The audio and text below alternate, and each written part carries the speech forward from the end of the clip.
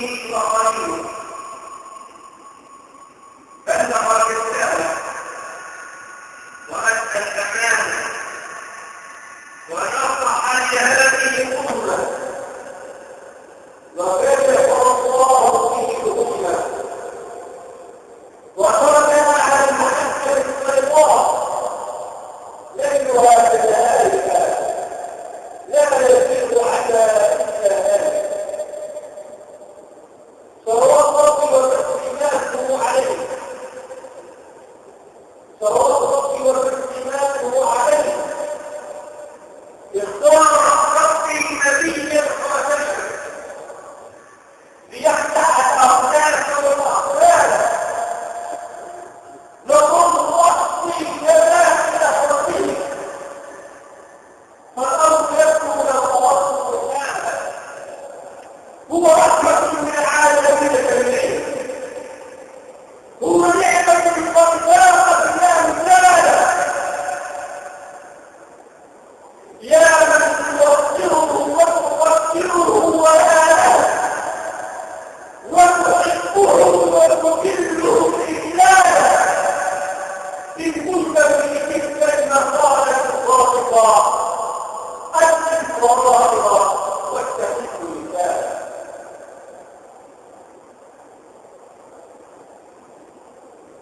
قد بعد فإن أصدق الحديث كتاب الله تعالى وخير الهدي هدي محمد بن عبد الله صلى الله عليه وسلم وشر الأمور محدثاتها وكل محدثة بدعة يا أيها الذين آمنوا اتقوا الله حق تقاته ولا تموتن إلا وأنتم مسلمون يا أيها الناس اتقوا ربكم الذي خلقكم من نفس واحدة وخلق منها زوجها وبث منهما رجالا كثيرا ونساء واتقوا الله الذي تساءلون به والأرحام إن الله كان عليكم رقيبا يا أيها الذين آمنوا اتقوا الله وقولوا قولا سديدا يصلح لكم أعمالكم ويغفر لكم ذنوبكم ومن يطع الله ورسوله فقد فاز فوزا عظيما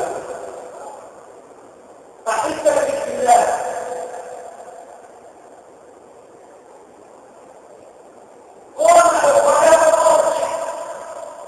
قديما وحديثا يفكرون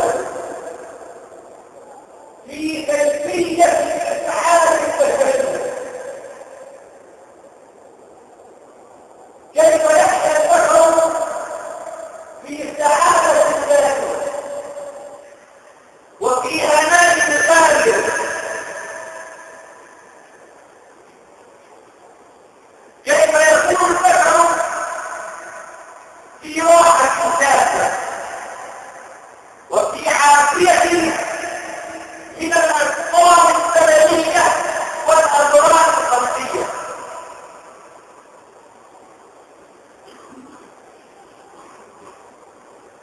وفي هذا الأمر تفضل صراحة جدا ولكنه مع خلافات شاسعة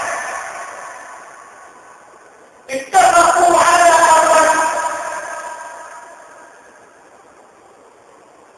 يكون بهما إسعاد البشر الأمر الأول هو العلم فبالعلم تكون الصحة السليمة والتغذية المستقيمة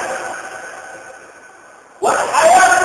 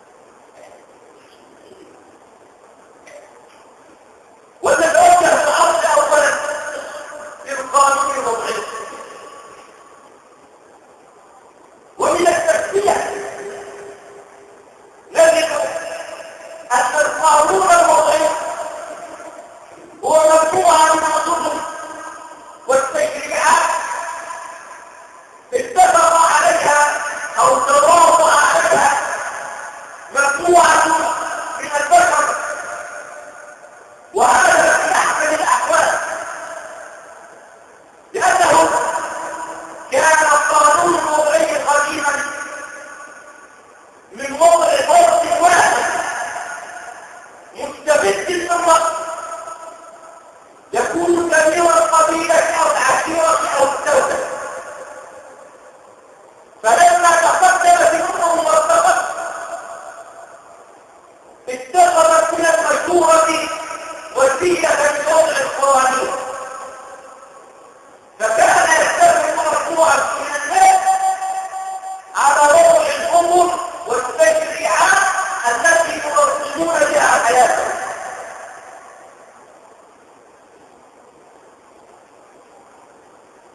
فأول شيء يخص القانون الوضعي أنه من صنع البشر،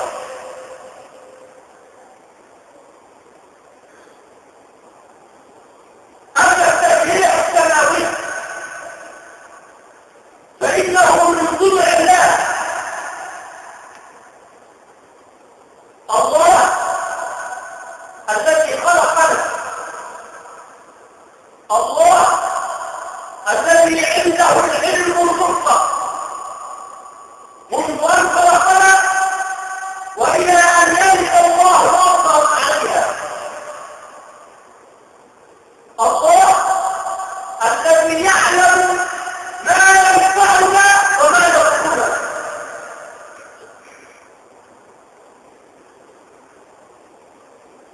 والفرق بين القانون الوضعي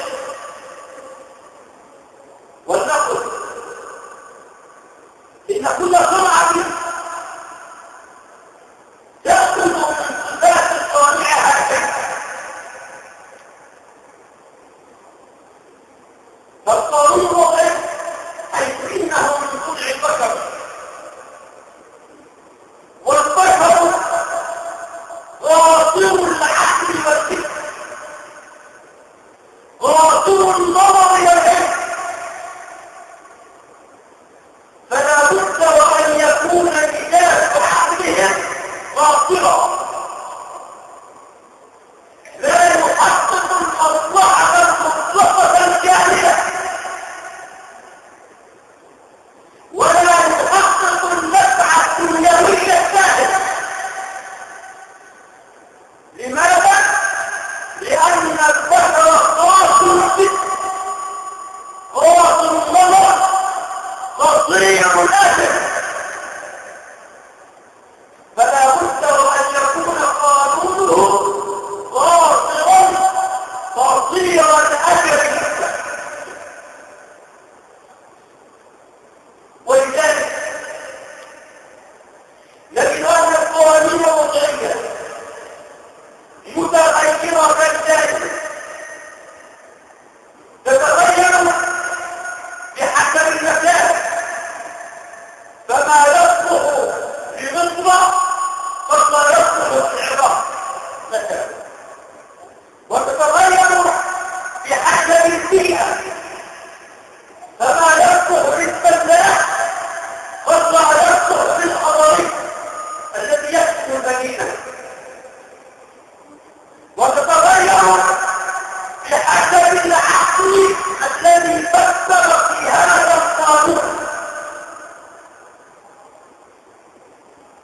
فتفكير المهندس يختلف عن تفكير الطبيب، يختلف عن تفكير العالم الديني، يختلف عن تفكير العالم العادي.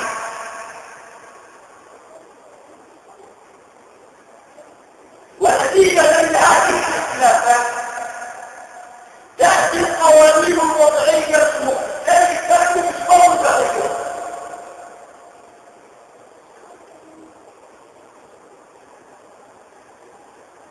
أما القانون السماوي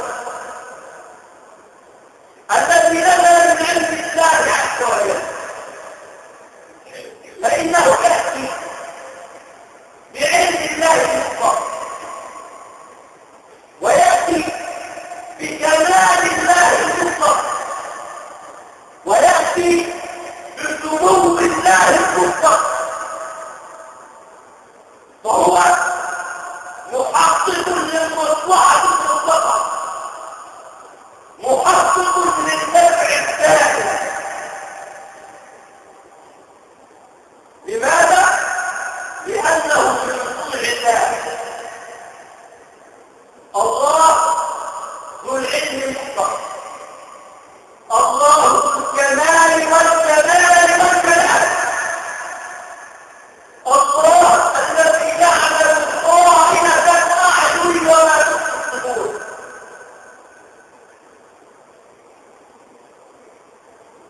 هذا هو الفارق بين القانون الوضعي والقانون السماوي.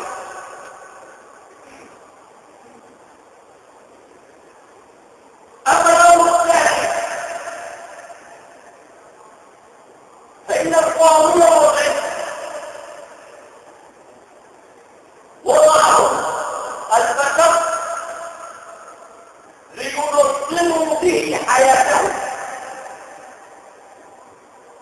رأوا أن عندهم مجموعة من المشاكل أو مجموعة من الأمور تحتاج إلى تنظيم، فوضعوا لها قوانين تنظمها. إذن فالقانون الوضعي متأخر عن حاجة البشر، لأن احتياج البشر كان أولا ثم أتى القانون لينظمها أو ينظمها. أما التشريع السماوي، التشريع الرباني، فإنه يأتي أولا. لماذا؟ لأن الله يعلم ما سيحتاج إليه الناس في حياتهم، ولأن الله يعلم ما سيحتاج إليه الناس في حياتهم أنزل إليهم تشريعات تنظم لهم ما سيجب عليهم في المستقبل.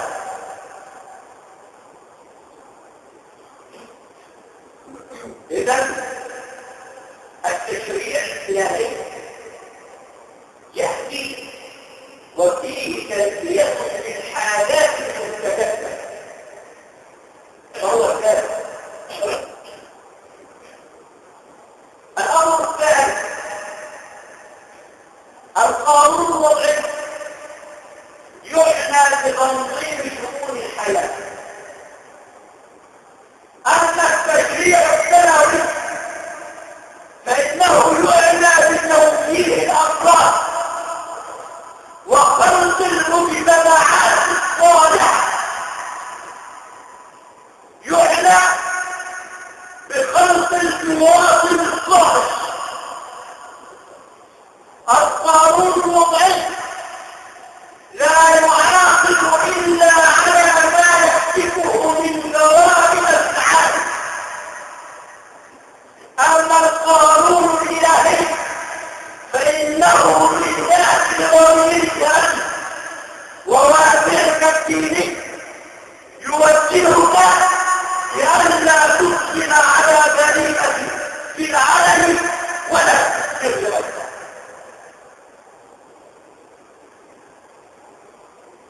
وإن فعلت السر فأنت تعلم أن لك ربا مطلع عليك سيحاسبك على جريمتك.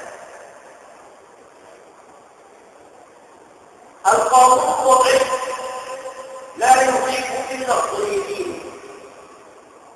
الذين يتجنبون المشاكل، الذين يخافون المساءلة. أما المسلمون فلا يخافون لأنهم يستطيعون الاحتيال عليه. أما القانون الإلهي فإنه يقيم الطيب والمسلم ويخبر الاثنين معه أن لهما ربا سيحاسبهما على الخير ثوابا ونعيما وسيعاقبهما على الشر عقابا أليما.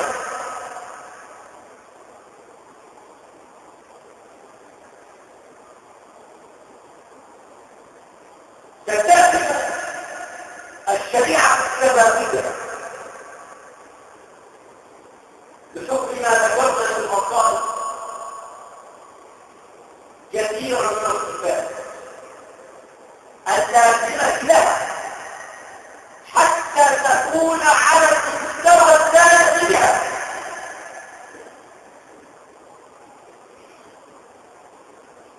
القانون الوضعي بحكم أنه من صنع البشر وبحكم أنه صنع لفئة مخصوصة في ظروف مخصوصة لأحوال مخصوصة هو قاصر جامد لا يتسع لغير هذه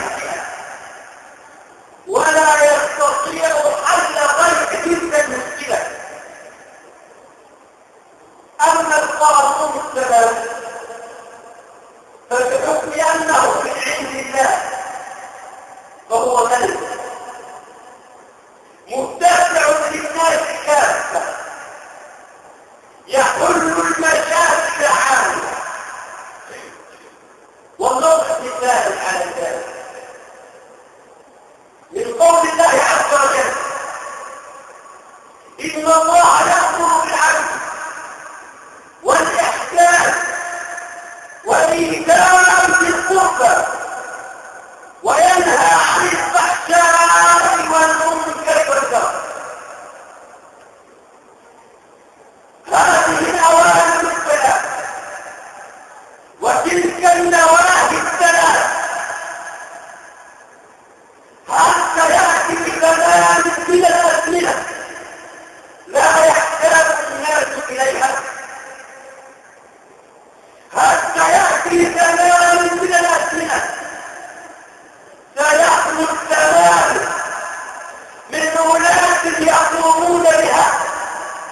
لا، في كل زمان وفي كل مكان الناس تحتاج إلى العدل، الناس تحتاج إلى الإحسان، الناس تحتاج إلى إيتاء القربى، الناس تحتاج إلى البعد عن الفحشاء والمنكر.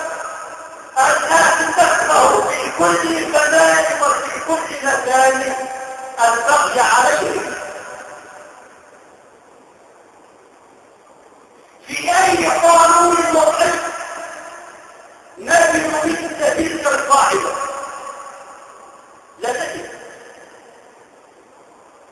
القانون السماوي فيه من سنة النبي صلى الله عليه وسلم لا ضرر ولا ضرار. قاعدة عامة تصلح لكل زمان ومكان، تصلح لكل إنسان في بيته في نفسه مع جيرانه واحد في مجتمع العالم مع الإنسانية كلها. الإسلام فيه إنما الأعمال بالنيات وإنما لكل امرئ ما له. الإسلام يثيبك على نيتك بخلاف القانون الوضعي الذي لا يعرف إلا العقاب فقط. أتحدث أن يأتي الإنسان بنص من قانون وضعي فيه ثواب على فعل أو فيه ثواب على هذا الفعل الحسن،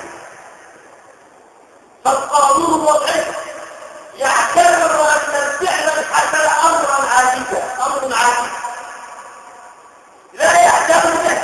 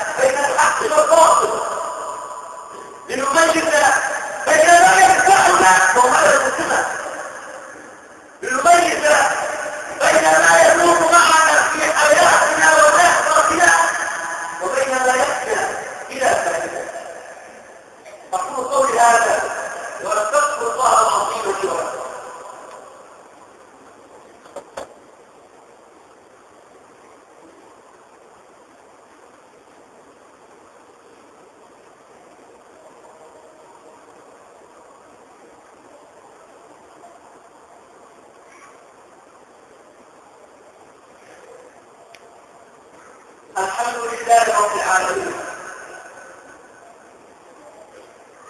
والعاقبة للمتقين ولا عدوان إلا على الظالمين وأشهد أن لا إله إلا الله إله الأولين والآخرين وقيوم السماوات والأرضين لا عزة إلا في طاعته ولا غنى إلا في افتقار شيء وأشهد أن محمدا عبده ورسوله جاءنا بالحق المبين فصلوات ربي وتسليماته عليك يا سيدي يا رسول الله أما بعد أيها الإخوة فإني قد ذكرت ما ذكرت لكم اليوم عن التشريع الكلامي والتشريع الروحي لأن الإمارة في هذه الأيام حملة الدعوات أريد أن تصور الإسلام للناس بصورة جوهرة يشوهون صورة الإسلام في أعين الناس بدأت الحرب عملية بين هؤلاء وبين الإسلام ولا أدري ماذا كان الإسلام عليه إن الإسلام منذ أن جاء وإلى يومنا هذا لا يدعو إلا إلى الخير ولا يخص إلا العدسين الإسلام فيه من التشريعات والقوانين ما إن تمسكنا به ما إن تمسكنا بها لكانت لنا الغلبة كما كانت لنا الساكنة الإسلام لا يدعو إلى التقدم ولا إلى الرجعية الإسلام فيه أكثر من كلام آية تحط على العلم وتفتح أبوابه وتنصر وسائله الإسلام هو الدين الوحيد الذي فتح آفاق العلم في السماوات والأرض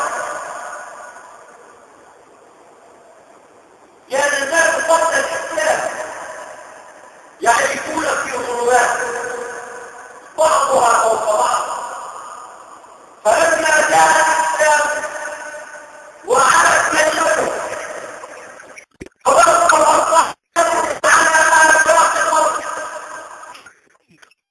نقبل في مصر فكانت العلوم شتى حين كانت أوروبا تعيش في ظلماتها ووحدها كان المسلمون لهم بالزراعات والزراعات فاخترعوا الساعة واخترع الحسن الهيثم التلسكوب وكان علم التشريع وكان المسلمون أعظم الناس في قطب العلوم حتى قوة أهل العالم ليس البعيد ومن الأوائل في قطب العلوم فصرنا الآن عندنا أكبر نسبة من العداوة والحسد بأي شيء اتبع ثواني نهج الإسلام تذكروا قول الله عز وجل سنريهم آياتنا في الآفاق وقياس الدين حتى يتبين له النحو الحق فتذكروا في ملكوت السماوات والأرض ففاتوا بعلم الدارين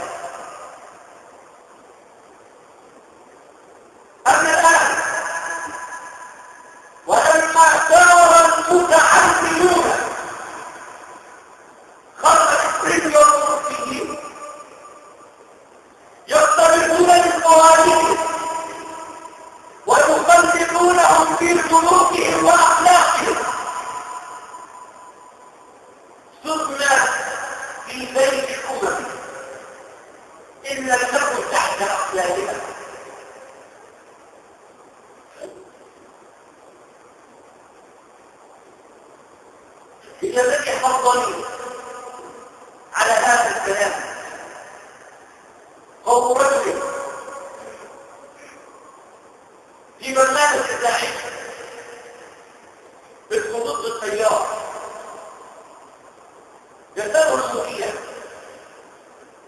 وضد تيار لم يسبق اليوم، فقالها وتكون لنجاحه أنا أشبح ضد أسلمة الدولة، تشبح ضد أسلمة الدولة. لماذا؟ ماذا جنى عليك الإسلام؟ أي رجالة قدمها على الإسلام؟ إننا نعيش في مجتمع فيه المسلمون وغير المسلمين، ولو علمتم ما يريده غير المسلمين لتعلمتم، فغير المسلمين يتبعون الإسلام والرسول، وقد رأيت ذلك بعيني وسمعته بأذني من أناس لهم الكذب بين المختار. فالأنفر الأمور الثالث وهو الصدارة الثالث الذي مات، رأيت له تسجيلا من طوال يمتنع فيه الإسلام والأسل، ويمتنع فيه عمر بن العاص حين فتح مصر وكيف قام العدل على يديه، وكيف أمن النصارى على أعراضهم وأموالهم وعلى دينهم وكنائسهم. ثم إني سمعت نص قول في المؤتمر كنت أحضره للمجلس الأعلى للشؤون الإسلامية، وهو يتكلم ويمتدح نبي الإسلام محمد صلى الله عليه وسلم، ويذكر فيه قول الله عز وجل وهو الذي قرأ الآيات فبما رحمة من الله لنت لهم ولو كنت فظا غليظ القلب لانفضوا من حولك.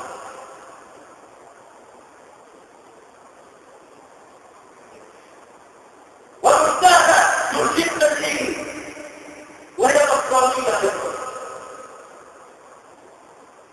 مرة قالت مجموعة صوت بينون رحمه الله عن إطلاق أمانة،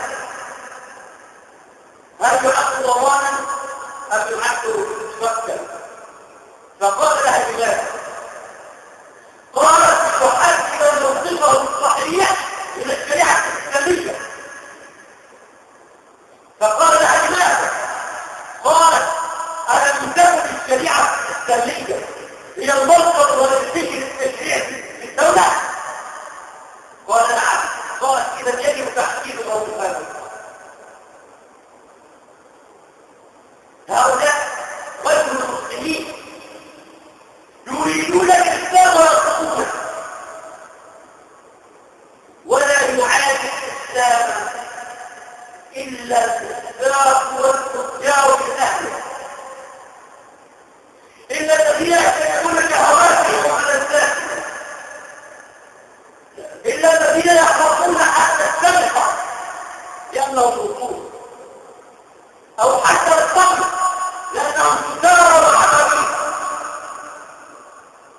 هؤلاء الذين يحاربون الإسلام ويتمسكون بقدر المسلمين، فأنا أقول لهم إن خير المسلمين يريدون الإسلام، وإن تكلمتم فتكلموا عن أنفسكم وفقط. أيها الإخوة، إن ديننا ظاهر وخيره عظيم وأجله عند الله أعظم. يقول النبي صلى الله عليه وسلم أنا إن اتبعت الله قوانيه، أنا إن اتبعت الله قوانيه، أنا إن اتبعت الله الجنة. إنها الجنة، إنها الجنة.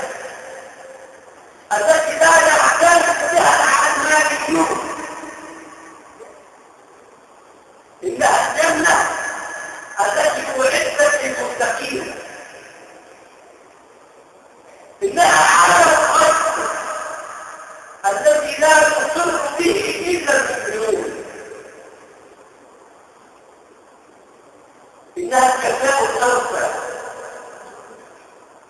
والنعمة العظمى لمن أطاع الله في الدنيا ورضي به ربه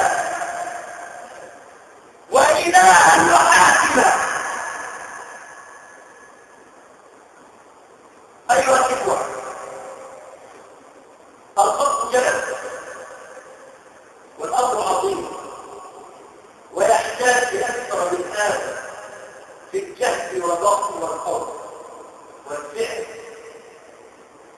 ولكنه جهد بالفعل أقدمه بين يدي حضراتكم لتعلموا ما يكون حولنا وما نحاول من مؤامرات الإسلام بفضل إبعاده عن الحياة ليعود أهله إلى الذل ولن يدخل بإذن الله. أيها الإخوة، يؤسفني في هذا المقام أن أشوف إليكم خبرا قد يسوء كثيرا منكم، وهو قول وفاة الحاج رضا رحمه الله. هذا الرجل الذي اعتبرناه خالدا من أخبار المسجد وعلما من أعلام المسجد وطالبا من أطيافه، لأنه تقوم في يوم.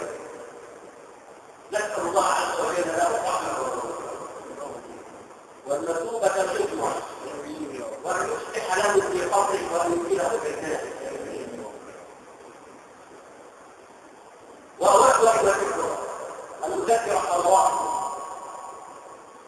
بأن هذا المسجد يقوم على تطوعات وما تقدمه ويجيبه من البيضاء، فقدموا وجاهدوا ولا تبخلوا على بيت الله بمال الله. فالإنسان ليس له بماله إلا ما أكل مثلا ولبس فأبلى وتصدق فأبقى، فالصدقة هي الواجب. أيها الإخوة، أسأل الله عز وجل من مكان هذا أن يجعل جمعنا هذا جمعا مقبولا. اللهم اجعل جمعنا هذا جمعا مقبولا وتفرقنا من بعده تفرقا معصوما، ولا تجعل فتننا ولا بيننا ولا حولنا شقيا ولا مكروها. اللهم اغفر لنا ذنوبنا وإسرافنا في أمرنا وثبت أقدامنا وانصرنا عن قول الكافرين. اللهم اغفر لنا ولإخواننا الذين سبقونا بالإيمان ولا تجعل في قلوبنا غلا للذين آمنوا. ربنا اغفر لنا ذنوبنا إسقاها والإسلام لا علمنا منها